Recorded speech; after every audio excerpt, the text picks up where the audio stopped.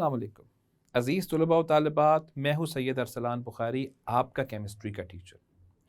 बच्चों, आज हम जिस बाब को ख़त्म करके आए हैं, बाब नंबर 10, उसकी मश्क को हल करेंगे। इसकी मश्क काफ़ी लंबी है, इसलिए मैं इसको मुख्तलिफ़ हिस्सों के अंदर तकसीम करूँगा ताकि आपको आसानी से समझ आ जाए कि हमने इसको किस तरीके से हल करना है। तो चलें, चलते हैं मश्क की तरफ और आपको बताते हैं कि इसके सवालात के जवाबात आपने किस तरह देने हैं। जी अजीज़ तलबा व तालिबात, अब हम आते हैं हमारे न्यूमेरिकल्स वाले पोर्शन पे और हम देखते हैं कि न्यूमेरिकल्स में हमसे क्या पूछा जा रहा है और उन न्यूमेरिकल्स को हमने किस तरीके से हल करना है। तो बच्चों, न्यूमेरिकल नंबर 1 जो है, पहला जो है, उसमें कहा जा रहा है कि 0.2 मोलर H2SO4 है, उसकी पीएच भी पता करें और उसकी पीओएच भी पता करें। बच्चों याद रखिएगा, जैसे ही आपको कोई भी चीज़ दी जाए तो सबसे पहला काम है आपने उसकी कीमियाई मसावात लिखनी है कि देखना ये है कि उसमें कितने H पॉजिटिव पैदा होते हैं। तो चलिए सबसे पहले हम H2SO4 का जायज़ा लेते हैं। तो H2SO4 जैसे ही हम इसको पानी के अंदर डालते हैं, ये पानी के अंदर हल होता है, तो पानी के अंदर हल होके ये 2 H पॉजिटिव बनाता है और साथ में SO4 का -2 बनता है। अच्छा, अब देखिए कि इसकी हमें मिकदार कितनी दी गई है सोल्यूशन की, 0.2 मोलर। तो बच्चों 0.2 मोलर ये है, तो जाहिर है उससे जो पॉजिटिव आइंस बनेंगे वो भी 0.2 मोलर ही बनेंगे और SO4 भी 0.2 मोलर ही बनेंगे। लेकिन चूंकि हम देखते हैं कि पॉजिटिव आइन जो मस्बत चार्ज वाले आइन है, चूंकि वो डबल है, 2 है, तो इसको हम 2 से क्या करेंगे, मल्टीप्लाई। चूंकि ये डबल बन रहे हैं तो इनकी कॉन्सेंट्रेशन जो है वो 2 से मल्टीप्लाई हो जाएगी, यानी ज़र्ब होगी और ये डबल हो जाएंगे। तो इसका मतलब ये हुआ बच्चों कि ये जो हमें सोल्यूशन दिया जा रहा है, इस सोल्यूशन के अंदर हाइड्रोजन आइंस की जो कॉन्सेंट्रेशन है वो कितनी है, 2 को ज़र्ब देंगे 0.2 के साथ, जो कि बन जाएगी 0.4। तो इसमें ये है H पॉजिटिव की कॉन्सेंट्रेशन। तो अब हमने उसकी सबसे पहले नंबर पे पीएच निकालनी है। तो पीएच निकालने के लिए फॉर्मूला आपको पता है कि माइनस यानी मनफी लॉगरिथम लेना होता है हमने H पॉजिटिव आइंस की कॉन्सेंट्रेशन का। तो जैसे ही हम मनफी लॉग लेंगे 0.4 का, तो हमारे पास जो आंसर इसका आएगा बच्चों, वो आंसर आएगा 0.39। तो ये हमारे पास इसका आंसर आ जाएगा। इसका मतलब है इस सोल्यूशन की पीएच इतनी है। अब वो दूसरे नंबर पे उसने हमें पीओएच निकालने का कहा है। तो पीओएच के लिए आपको याद होगा कि हमने एक मसावात पढ़ी थी कि पीएच जमा पीओएच जो है वो 14 के बराबर होता है। तो अगर मुझे पीओएच निकालनी पड़ जाती है, मैं 14 में से पीएच को माइनस करूंगा, जब उसको मनफी करूंगा तो मेरे पास इसका जवाब आ जाएगा। तो 14 में से हम 0.39 को जैसे ही मनफी करेंगे तो हमारे पास इसका जवाब आ जाएगा और इसका जवाब बनेगा 13.61। इस तरह हमने इसकी पीओएच भी निकाल लिया। बच्चों कभी कभार उन्होंने क्या किया होता है, ये 0.39 को राउंड ऑफ करके ना उन्होंने 0.4 लिखा होता है, तो फिर ये वाला भी राउंड ऑफ होके 13.6 आ जाएगा। तो इस तरह के जवाब भी हो सकते हैं।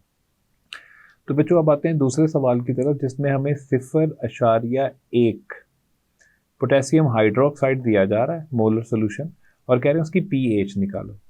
तो इसकी डायरेक्ट पीएच नहीं निकल सकती, इसकी पहले हमें पीओएच निकालनी पड़ेगी, चूंकि इसके अंदर ओएच है। तो इसलिए पहले हम इसकी पीओएच निकालेंगे और पीओएच निकाल के फिर पीएच निकालेंगे, जैसा कि मैं तरीका भी ऊपर आपको बता कर आया हूं। लेकिन सबसे पहले मसावात लिखना जरूरी है। तो पोटेशियम हाइड्रोक्साइड जैसे ही ये आइंस में कन्वर्ट होगा, आइंस में तब्दील होगा, तो ये बनाएगा के पॉजिटिव और ओ एच नेगेटिव।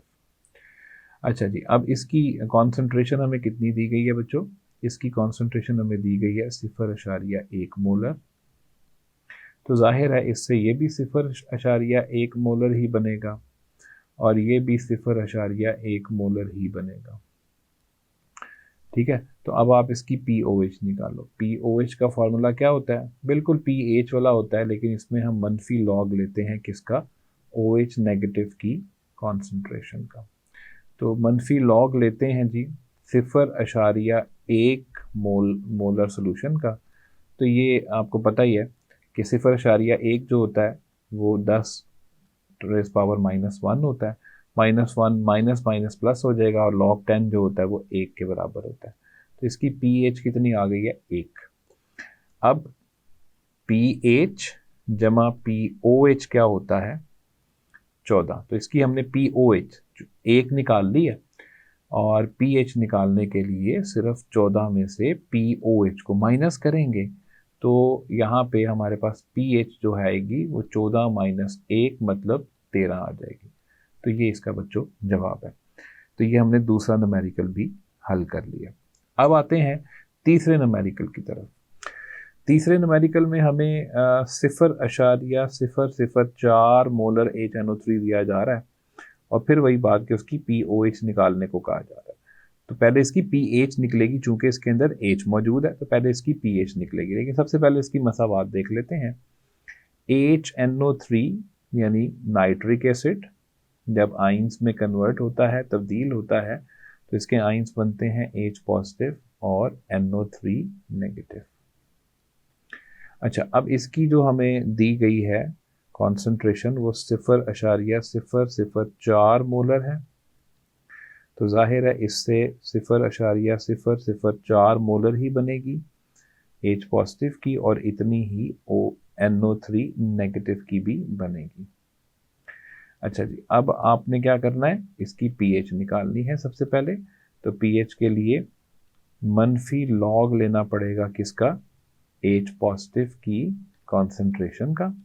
तो जब हम मनफी लॉग लेंगे इस कॉन्सेंट्रेशन का 0.004, तो बच्चों ये हमारे पास जो इसका जवाब आएगा वो आएगा 2.39। ठीक है जी। तो ये इसकी क्या आ गई है? 2.39 इसकी क्या आ गई है? pH। तो अब आपका काम है कि आपने POH निकालनी है। आपको पता है कि pH जमा POH क्या होता है? 14 के बराबर होता है।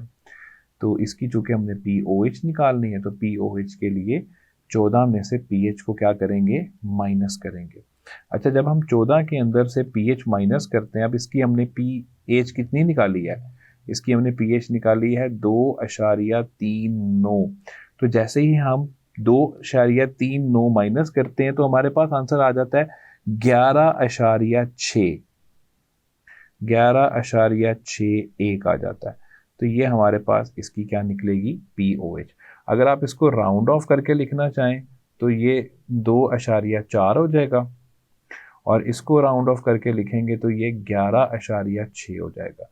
तो इस तरह ये तीसरा न्यूमेरिकल जो है उसको भी हम लोगों ने हल कर लिया है जी। तो बच्चों अब आते हैं चौथे न्यूमेरिकल की तरफ, जो कि खासा लंबा महसूस होता है, लेकिन चलें इसको हल करते हैं। वो कह रहे हैं कि ये सोल्यूशन है, उसमें से आपने 4 चीज़ें बतानी है। H पॉजिटिव की कॉन्सेंट्रेशन कितनी है, OH नेगेटिव की कॉन्सेंट्रेशन कितनी है, pH कितनी है, और POH कितनी है। तो चलें, सबसे पहले हमें जो दिया जा रहा है वो है हाइड्रोजन आयोडाइड। तो हाइड्रोजन आयोडाइड को जैसे ही हम आइंस में मुंतकिल करेंगे तो इससे बनेगा हाइड्रोजन के आइंस बनेंगे, और साथ में आयोडाइड आइंस बनेंगे। चूंकि हमें जो कॉन्सेंट्रेशन दी जा रही है वो 0.51 दी जा रही है ना, 0.15 दी जा रही है, तो इसमें हाइड्रोजन की भी यही कॉन्सेंट्रेशन होगी। तो इसमें हाइड्रोजन होंगे 0.15 मोलर। अब चूंकि इसमें OH है नहीं, तो OH इसमें से हम उसको जो है उसको माइनस कर देंगे, नफी कर देंगे उसकी। अच्छा जी, अब आपने pH लेनी है। तो pH लेने का मतलब क्या है कि 0.15 का मनफी लॉग ले लें। तो जब मनफी लॉग लेंगे ना, तो ये हमारे पास आ जाएगा। ये pH का फॉर्मूला मैं एक दफ़ा ही सिर्फ यहाँ पे लिख देता हूँ, फिर नीचे हम बार बार नहीं लिखेंगे। तो ये भी हम पढ़ कर आए हैं कि लॉग H पॉजिटिव की कॉन्सेंट्रेशन, तो ये हमारे पास आ जाएगा 0.82। ठीक है जी। तो 0.82 को जैसे ही आप 14 में से माइनस करेंगे तो आपके पास जाहिर है इसकी POH आ जाएगी और इसकी POH आएगी 13.18। तो इस तरीके से बच्चों आपने ये सारी चीज़ों को हल करना है। तो अब आते हैं अगले की तरफ, जिसमें हमें कहा जा रहा है कि पोटेशियम हाइड्रोक्साइड है। तो पोटेशियम हाइड्रोक्साइड की आयोनाइजेशन की मसावात कुछ इस तरह होगी कि ये K पॉजिटिव बनाएगा और साथ में क्या बनाएगा, OH नेगेटिव। अब बच्चों इसमें हाइड्रोजन आइंस नहीं है, इसका मतलब है ये नफ़ी, सिफर, और इसमें इनकी जो कॉन्सेंट्रेशन होगी OH नेगेटिव की वो होगी 0.040 मोलर। ठीक है, आप सिर्फ इसका क्या लेंगे, मनफी लॉग। तो मैं यहाँ पे लिख देता हूँ इसका फॉर्मूला, मनफी लॉग OH नेगेटिव की कॉन्सेंट्रेशन। तो हम क्या करेंगे बच्चों, मनफी लॉग लेंगे सिर्फ किसका, 0.040 का। जैसे ही मनफी लॉग लेंगे तो हमारे पास इसका जवाब आ जाएगा 1.39। अच्छा, अब pH कैसे निकालनी है, सोचें। मैंने क्या तरीका बताया था, मैंने बताया था कि 14 में से इसको माइनस कर दें तो आपके पास आंसर आ जाएगा 12.61। अच्छा, यहाँ से मज़ेदार बात पता है क्या साबित हो रही है।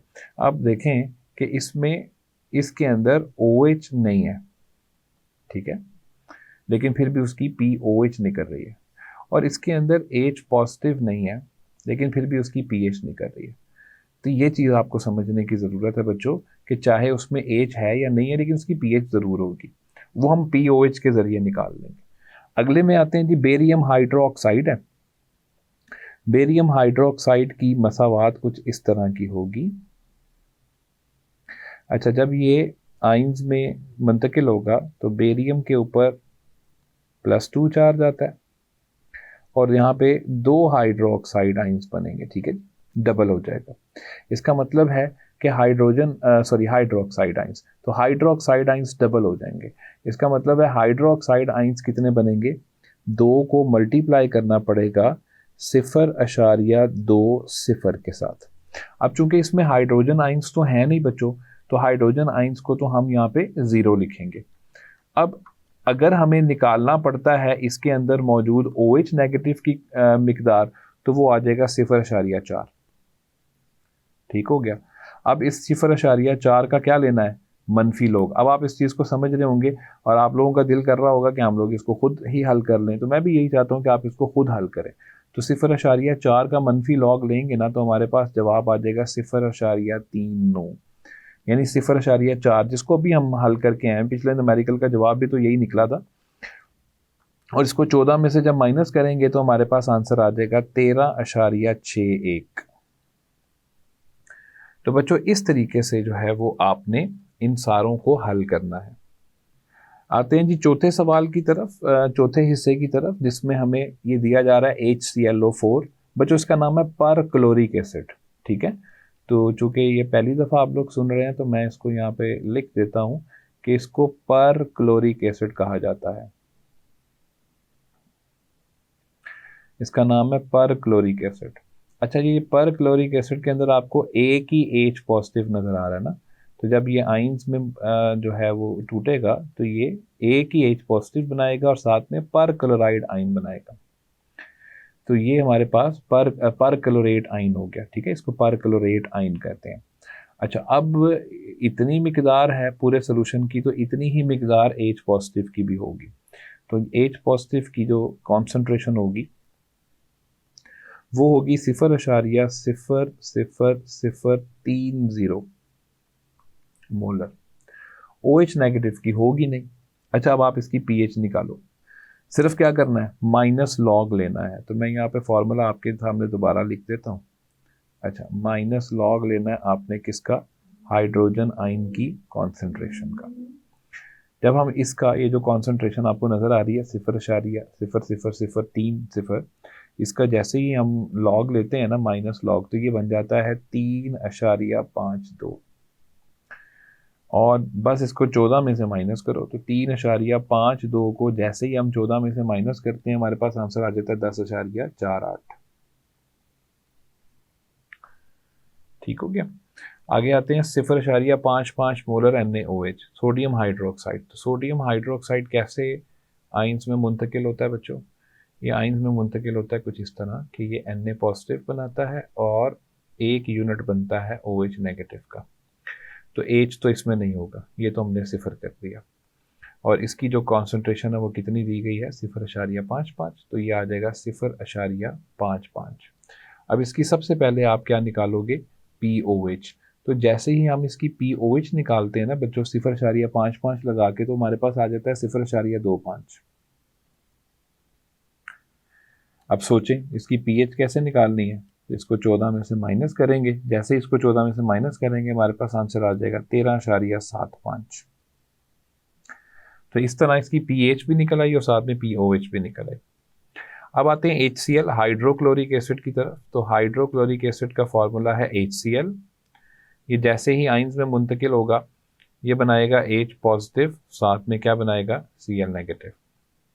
इसमें H पॉजिटिव बन रहे हैं और वो कितने बनेंगे, जाहिर है जितनी कॉन्सेंट्रेशन आपके पास सोल्यूशन की होती है 0.055 और इसके अंदर OH नेगेटिव है नहीं, बस आप इसका नेगेटिव लॉगरिथम ले लो 0.055 का, तो आपके पास pH आ जाएगी और इसकी pH आ रही है 1.25 और इस 1.25 को 14 में से माइनस कर दो। तो जैसे आप इसको माइनस करोगे आपके पास आंसर आ जाएगा 12.75। तो इस तरह आपने इसकी POH निकाल लिया। अब आते हैं आखिरी हिस्से की तरफ, 7वां हिस्सा कैल्शियम हाइड्रोक्साइड दिया जा रहा है। तो कैल्शियम हाइड्रोक्साइड जैसे ही अपने आइंस में मुंतकिल होता है ये बनाता है कैल्शियम +2 और बच्चों 2 जो है ना यूनिट बनते हैं OH नेगेटिव के। अब इसमें H पॉजिटिव तो नहीं होगा, ठीक है, और ये भी जो है वो डबल बन रहे हैं। तो डबल बनने का मतलब है कि हम इसको 2 से मल्टीप्लाई करेंगे तो हमारे पास ये आ जाएगा 0.11 मोलर, ठीक है। तो हम जल्दी जल्दी से इन सब के साथ मोलर लगा देते हैं। तो ये 0.11 मोलर आ गया। अब इसकी POH निकलेगी ना, तो आप POH निकालने के लिए 0.11 का माइनस लॉगरिथम ले लो, नेगेटिव मनफी लॉगरिथम ले लो, तो ये बन जाता है 0.95 और 0.95 को जैसे ही हम माइनस करते हैं 14 में से, तो हमारे पास इसका जवाब आ जाता है 13.05। तो बच्चों इस तरीके से आपने इन सारे सवालात को हल करना है। तो इसके साथ ही आपका न्यूमेरिकल्स वाला हिस्सा भी ख़त्म हो गया। मैंने जब मैं चैप्टर पढ़ा रहा था इस पूरे बाब के दरमियान में मैंने एक लेक्चर ऐसा दिया था जिसमें मैंने आपको बताया था कि आपने न्यूमेरिकल को हल कैसे करना है। तो आज हमने उसका अमली नमूना भी देख लिया, हमने तमाम न्यूमेरिकल्स को हल करके भी देख लिया कि न्यूमेरिकल्स किस तरह हल होने, और इंतहाई आसानी से आसान तरीका मैंने आपको बताया इनको हल करने का। एक और तरीका भी है जो किताब में लिखा हुआ है, लेकिन ये तरीका सबसे आसान है और अगर आप इस तरीके को जो है वो करते हैं इस तरीके से तो कोई इसे गलत नहीं करेगा। इसके साथ ही बच्चों आपका चैप्टर नंबर 10 बाब नंबर 10 मुकम्मल तौर पे ख़त्म हो गया। मैंने पूरी कोशिश की है कि आपको मुकम्मल जो है वो तमाम चीज़ें अच्छे तरीके से समझाई जाएं। मैं उम्मीद करता हूँ कि ये मश्क भी आपको समझ लग चुकी होगी। इंशाल्लाह अब अगले चैप्टर में अगले बाब में नई मालूमात के साथ आपसे मुलाकात होगी। तब तक अपना ख्याल रखें। अल्लाह हाफिज़। जी तो बच्चों आज हमने मश्क को हल किया है बाब नंबर 10 की, और हमने देखा कि काफ़ी लंबी थी, लेकिन बहरहाल एक दफ़ा दोबारा हमने पूरे बाब को फिर से कर लिया। इसके साथ ही बाब नंबर 10 जो है वो मुस्तकिल तौर पे ख़त्म हो गया। मुझे उम्मीद है कि आपको इसकी समझ आ चुकी होगी। बाब नंबर 11 में जल्दी आपसे मुलाकात होगी। तब तक अपना ख्याल रखें। अल्लाह हाफिज़।